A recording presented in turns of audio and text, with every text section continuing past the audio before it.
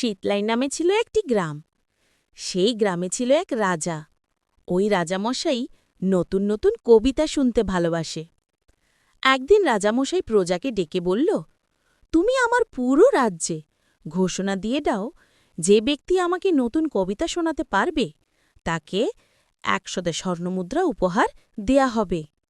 আর হ্যাঁ, আরেকটা কথা প্রজা সাহেব, তুমি এদের সাথে এমন ৩ জন ব্যক্তিকে ডাকবে যে তাদের মধ্যে একজন এমন হবে যে যে কোনো কথা একবার শুনলেই মুখস্থ হয়ে যাবে, আরেকজন হবে ২বার শুনলেই মুখস্থ হয়ে যায়, আরেকটা হবে যে ৩বার শুনলেই মুখস্থ হয়ে যায়। রাজার কথা মতো প্রজা ঘোষণা দিয়ে দিল। পরের দিন সকালে দলে দলে সবাই রাজদরবারে চলে আসে। তাদের সাথে সেই ৩ জন ব্যক্তিও আসে। ইতিমধ্যেই রাজামশাই হাজির হয়ে গেলেন। রাজামশাই বললেন, তাহলে শুরু করা যাক। রাজামশাইয়ের কথা মতো একজন কবি তার লেখা কবিতা শোনাল।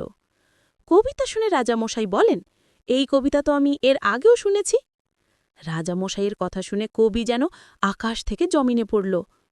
কবি চিন্তা করল, সারা রাত জেগে নিজের হাতে লেখা কবিতা, আর সেই কবিতা বলে এর আগেও শুনেছে।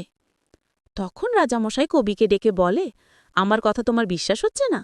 প্রমাণ দেখো। ওই ৩ জনের মধ্যে যে একবার শুনলেই মুখস্থ হয়ে যায় তাকে বলল, তুমি কি এই কবিতা বলতে পারবে? সে বলল, জি হুজুর, আমি পারব।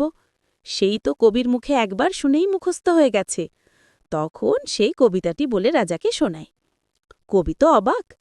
তারপরে গেল ২বার শুনলে যার মুখস্থ হয়ে যায় তাকে জিজ্ঞাসা করল, তুমিও তো এই কবিতা পারো, তাই না? সে বলে, জি হুজুর, আমি পারব। কবির মুখেও একবার শুনেই মুখস্থ হওয়া লোকের মুখে শুনে তারও মুখস্থ হয়ে যায়, সেও কবিতা বলে শোনায়। তারপরে ৩ নম্বর লোককে বলে, সেও তাদের মতো ৩বার শুনে মুখস্থ হয়ে যায়, কবিতাটি পড়ে শোনায়। কবি ৩ জনের মুখে কবিতা শুনে বিস্মিত হয়ে যায়। এদের এই কাহিনী দেখে এক বুদ্ধিমান যুবক দাঁড়িয়ে বলে, রাজামশাই, আমি একটা কবিতা শোনাতে চাই। রাজা বলল, ঠিক আছে, শোনো। ছেলে কি বলে, ওহে রাজা, আপনি কি জানেন আপনার বাবার অর্ধেক রাজ্য আমাকে দান করে গেছে?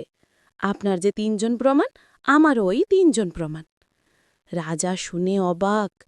রাজা চিন্তা করে, আমি যদি বলি আমি শুনেছি, তাহলে তো অর্ধেক রাজ্য তাকে দিয়ে দিতে হবে।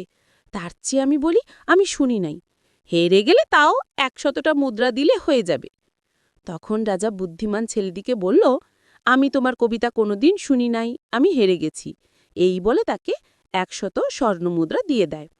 গল্পটি থেকে আমরা শিখতে পারলাম, অতি চালাকের গলায় দড়ি।